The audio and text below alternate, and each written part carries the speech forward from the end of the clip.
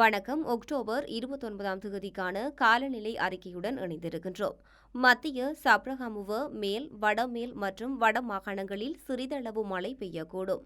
மத்திய மலை பிராந்தியத்தின் மேற்கு சரிவுகளிலும், மத்திய சப்ரகமுவ, மேல், தென், வடமத்திய, வடமேல் மற்றும் வட மாகாணங்களிலும், அத்துடன் திருகோணமலை மற்றும் மட்டக்களப்பு மாவட்டங்களிலும் மணித்தியாலத்துக்கு சுமார் 50 தொடக்கம் 60 கிலோமீட்டர் வேகத்தில் அடிக்கடி பலத்த காற்று வீசக்கூடும். பலத்த காற்றும் மின்னல் தாக்கங்களும் ஏற்படக்கூடிய சந்தர்ப்பங்களில் அவதானத்துடன் செயற்படுமாறு பொதுமக்கள் கேட்டுக் கொள்ளப்படுகின்றனர்.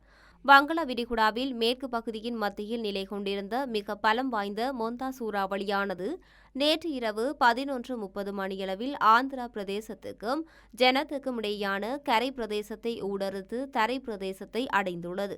இலங்கையின் வடபகுதியில் ஆழமான கடல் பிராந்தியங்களுக்கு அடுத்து வரும் 24 மணித்தியாலங்களுக்கு மீனவர்களும் கடல்சார் ஊழியர்களும் செல்ல வேண்டாம் என எச்சரிக்கப்படுகின்றனர்.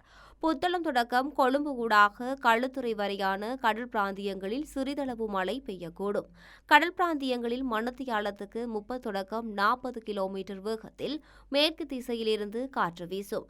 காங்கேசன்துறை தொடக்கம் திருகோணமலை வரையான கடல் பிராந்தியங்களில் மணித்தியாலத்துக்கு 60 கிலோமீட்டரிலும் கூடிய வேகத்தில் அடிக்கடி காற்று அதிகரித்து வீசக்கூடும். இவ்வாறான சந்தர்ப்பங்களில் இக்கடல் பிராந்தியங்கள் மிகவும் கொந்தளிப்பாக காணப்படும்.